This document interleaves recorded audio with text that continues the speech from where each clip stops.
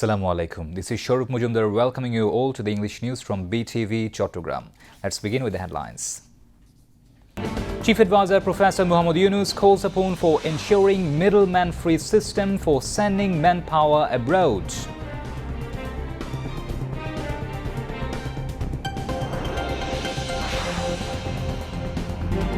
ICT takes cognizance of charges against former army officer Ziaul Hassan in case of crimes against humanity.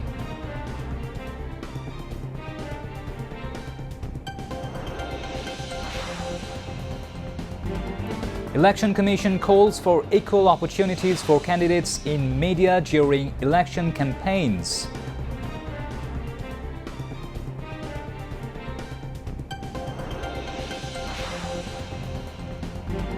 Stay united against anti-state conspiracies, urges BNP acting chairperson.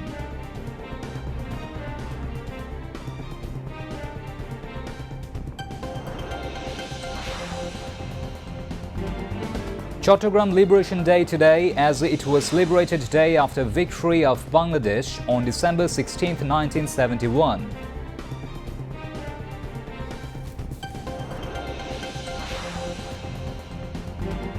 Six countries, including Palestine and Syria, face fresh travel ban by United States.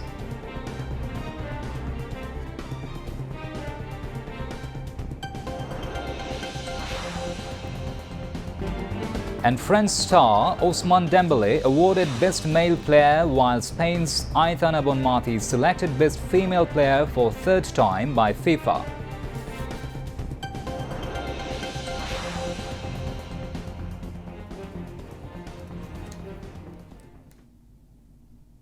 Those are the headlines. Now moving on to the details. Citing that Bangladesh is facing a deep and complex crisis in overseas employment due to entrenched broker syndicates, document forgery and systematic failures, Chief Advisor Professor Muhammad Yunus put emphasis on building a broker and fraudulence-free system in sending workers abroad. He emphasized this while addressing a function at the Usmani Memorial Auditorium today, marking the International Migrants' Day and National Expatriates' Day 2025. The Chief Advisor said this must be changed at any cost to take the country forward with earning remittances. About document forgery in sending workers abroad, Professor Yunus said it has tarnished Bangladesh's image globally. Calling Bangladesh a gold mine of youth, he said nearly 90 million people in the country are under the age of 27. Professor Yunus said the world is desperately searching for young people. They must come in Bangladesh to hire them. Youths are more valuable than oil or rare minerals, he added. He put emphasis on preparing the country's youths for fulfilling the global demands of human resources and taking the country forward with their contributions.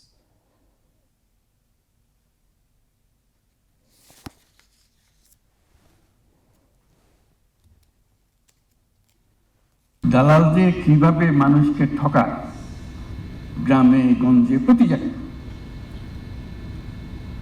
যে বেচারা আশা করে বসে আছে ছেলেকে কিংবা স্বামীকে বিদেশ পাঠাবে, টাকার দরকার, টাকা জোগাড় করেছে, কারো থেকে ধার করেছে কিংবা গ্রামীণ ব্যাংক থেকে ধার করেছে, তারপরে প্রতারণা।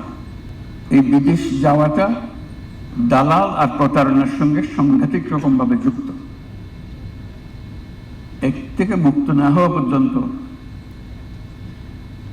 এটাতে কিছু কাজ হয়েছে বলে ধারণা করার কোনো কারণ নেই। দুর্নাম যেরকম আছে, সুনামেরও কোনো কমতি নাই। ইটালিতে যখন যাই মন গর্বে ফুলে ওঠে। রোমে হেন রেস্টুরেন্ট নাই যেখানে কিচেন স্টাফ বাংলাদেশি না। মালিক কৃতজ্ঞতার সঙ্গে দেখা করতে আসে আমাদের সঙ্গে যখন আমাদেরকে খেতে নিয়ে যায়। তোমাদের লোকগুলো এসছে বলে আমি ব্যবসায় টিকে আছি, না হলে আমার এই ব্যবসা বন্ধ করে দিতে হতো বহুদিন আগে। পৃথিবীতে তারুণ্যের অভাব, আর আমরা হলাম তারুণ্যের খনি। এটা আমাদের মাথায় ঢুকতেছে না। এটা সোনার খনির চেয়ে তো বেশি গুরুত্বপূর্ণ। সারা দুনিয়াতে তরুণদের সন্ধানে আছে। আমাদের 18 কোটি লোকের মধ্যে 9 কোটি লোকের বয়স 27 বছরের কম। এর থেকে তরুণ জনসংখ্যা কোথায় পাবেন? সারা দুনিয়াকে আসতে হবে এখানে। Expatriates Welfare and Overseas Employment Advisor Dr. Asif Nazrul spoke at the event as a special guest, while Senior Secretary to the Ministry, Dr. Niamatullah Bhuiya, delivered the welcome address. Expatriate Raju Ahmed and returning expatriate Shanara Akhtar Shanu shared their experiences at the function. At the event, Dr. Asif Nazrul handed over a task force report on reforms and strategic realignment of the ministry to the Chief Advisor. Later, Chief Advisor Professor Yunus distributed checks of insurance benefits, medical assistance, financial aid, compensation and scholarships for meritorious children of expatriate workers at the event. He also handed over crest among the CIPs of Bangladeshi expatriates. In a case of crimes against humanity involving 3 churches, including enforced disappearances and extrajudicial killings, the International Crimes Tribunal has taken cognizance of the charges against former Army officer Ziaul Ahsan. A hearing on the framing of formal charges has been set for December 21st. In addition, the International Crimes Tribunal has scheduled January 7th for the hearing on framing formal charges against Shojib Wajid Joy and Junaid Ahmed Polok on 3 specific charges, including assisting perpetrators of genocide by shutting down the internet. The hearing was held before a 3-member judicial panel of Tribunal 1, led by Justice Ghulam Murtuja Mujumdar. As Joy remains absconding in the case, the tribunal has appointed State Defense Counsel on his behalf. Earlier, the tribunal issued an arrest warrant against Shojib Wajid Joy on December 4th and ordered the publication of a newspaper notice on December 10th, directing him to appear before the tribunal by December 17th. Meanwhile, the same tribunal has fixed December 22nd for the hearing on framing formal charges against Salman F. Rahman and Anisul Haq on 5 specific charges, including instigating the killing of protesters by imposing curfew during the July mass uprising. The charges against Anisul Haq and Salman F. Rahman include attempts to suppress protesters by enforcing curfew, incitement to killings by attending a meeting with business leaders at Ganabhavan with Sheikh Hasina, and naming approximately 450,000 students and the public as accused in 286 cases related to the movement. Meanwhile, Tribunal 1 has set January 4th for the next hearing in the case involving the killing of 2 persons, including the shooting of Amir Hussain, who was hanging from a cornice in Rampura during the July mass uprising in the capital. The tribunal passed the order today after completing the cross-examination of the investigation officer Abdur Rauf. On the other hand, the International Crimes Tribunal 2 has fixed December 24th for the next hearing in the crimes against humanity case against Hasanul Haq Inu, involving 8 charges, including 6 killings committed in Kushtia during the July mass uprising. After the 6th day of witness testimony, the 3-member judicial panel of Tribunal 2, led by Justice Nazrul Islam Chaudhary, set the date. Today, after recording the testimony of witness Farhad Hussain, defense lawyers cross-examined him. Hasanul Haq Inu, through his lawyer, informed the tribunal today that he wants the proceedings of his trial to be broadcast live on television. On the same day, Tribunal 2 recorded the deposition of the 24th witness in the murder case of Abu Said, a student of Begum Rokeya University in Rangpur and the first martyr of the July movement. The Election Commission has called for ensuring equal opportunities for all candidates in election campaigning on Bangladesh television, as well as all private television channels on the occasion of the 13th National Parliamentary Election and the referendum. The Election Commission conveyed to this today through a notification signed by its Director of Public Relations. The notification stated that creating an appropriate electoral environment is essential for holding a free, fair and credible election. Both state-run and private television channels can play an important role in creating a conducive electoral environment by ensuring equal opportunities for all candidates in disseminating information. It further mentioned that while broadcasting various programs, interviews, talk shows or election dialogues, organized in connection with the upcoming 13th national parliamentary election and the referendum, special attention must be given to providing equal opportunities to political parties and candidates. Half of the country's total voters are women. Their participation and decisions can play a decisive role in determining the outcome of elections. Female voters said that they will not be influenced by muscle power or money. Instead, they will vote for parties or candidates who will carry out women-friendly initiatives after coming to power.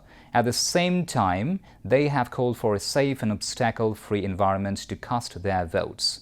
Women want the affordable prices of essential commodities, transport safety and stability in gas and electricity supplies to be placed high on the priority list of elected representatives. Some women said that without ensuring women's safety and employment, the active participation in development activities cannot be sustainable in practical. Women voters also want increased participation of women in politics and seek equal involvement in the decision-making process. They said that whichever government comes to power must be women-friendly. Women voters believe that addressing security issue, access to information and solution of real-life problems will play a crucial role in making elections more inclusive. BNP acting chairperson Tariq Rahman is set to return to the country on 25th of December.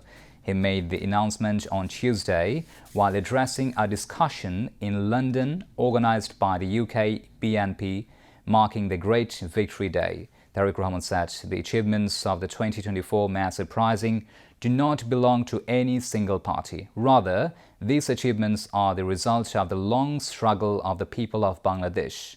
He added that conspiracies against Bangladesh are still continuing. Calling on party leaders and activists to remain united, Tariq Rahman urged collective resistance against anti-state conspiracies.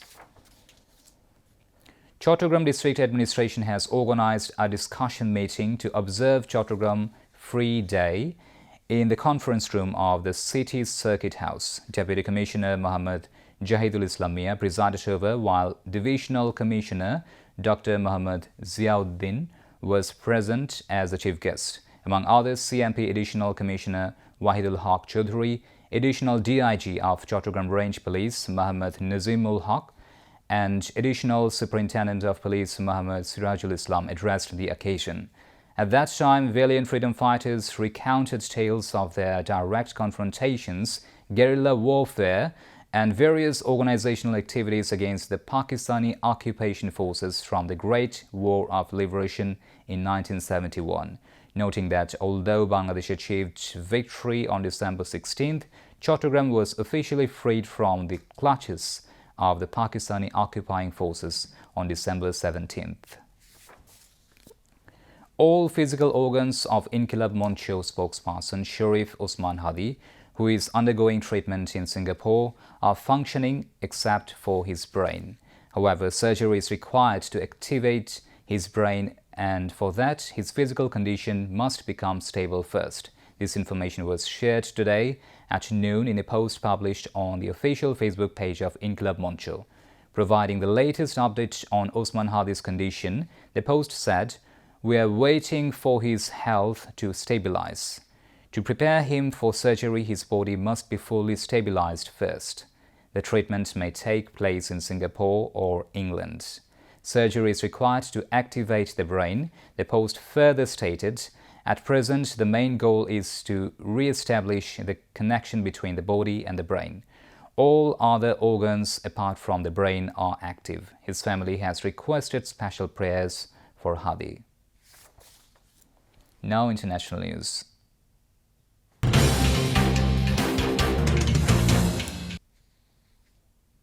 US President Donald Trump has expanded a US travel ban, barring nationals of 5 additional countries and people traveling on Palestinian Authority-issued documents from entering the US. The White House said the restrictions were intended to protect the security of the United States and will come into force on 1st of January. Full entry restrictions will be imposed on people from Burkina Faso, Mali, Niger, South Sudan and Syria, as well as Palestinian Authority passport holders. The administration also moved Laos and Sierra Leone, which were previously subject to partial restrictions, to the full ban list and put partial restrictions on 15 other countries, including Nigeria, Tanzania and Zimbabwe. Trump has tightened immigration controls since returning to the White House in January. He said the expanded travel ban was necessary because of what his administration described as failures in screening and vetting systems overseas. Ukrainian President Volodymyr Zelensky says proposals being negotiated with U.S. officials for a deal to end the fighting in Russia's nearly 4-year-old invasion of his country could be finalized within days, after which American envoys will present them to the Kremlin before possible further meetings in the U.S. next weekend. A draft peace plan discussed with the U.S. during talks in Berlin on Monday is not perfect but is very workable, Zelensky told reporters hours after the discussions. He cautioned, however, that some key issues, notably what happens to Ukrainian territory occupied by Russian forces, remain unresolved. US-led peace efforts appear to be picking up momentum, but as the spotlight shifts to Moscow, Russian President Vladimir Putin may balk at some of the proposals thrashed out by officials from Washington, Kyiv and Western Europe, including post-war security guarantees for Ukraine. Back to national news.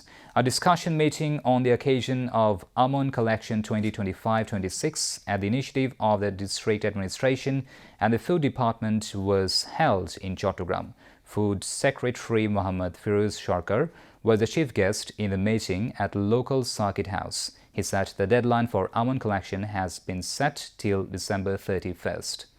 Everyone must meet the target of almond collection within the stipulated time in order to ensure food security and food stocks. Alongside this, the collection of atop and boiled rice must be ensured. Chattogram Divisional Commissioner Dr. Mohammad Ziauddin presided over, while Director General of the Food Department Mohammad Abul Hasnat Humayun Kabir, Deputy Commissioner Mohammad Jahidul Islam Mia, among others, addressed the occasion. Food officers from Chattogram, Khagrachari, Laxmipur, Rangamati, Bandarban, Noakhali, Feni, Kumilla, Brahmanbaria, Chatpur District Food Controllers Office and various upazillas of Chattogram District were present at the event. Food officials presented information on their almond collection to date in the program. The members of Bangladesh Navy recovered 1,750 bags of cement and arrested 23 smugglers from the Kutubdia outer anchorage area of Cox's Bazar. The cement was being smuggled to Myanmar. A Navy press release said the Navy ship Shahid Mohibullah, while patrolling in the Bay of Bengal, spotted 2 suspicious boats near the Kutubdia lighthouse. After searching the 2 boats, 1,750 bags of cement and 32 mobile phones were recovered and 23 members of the smugglers arrested. Later, the Navy handed over the seized goods and the arrested persons to Pathenga Model Police Station to take necessary legal action.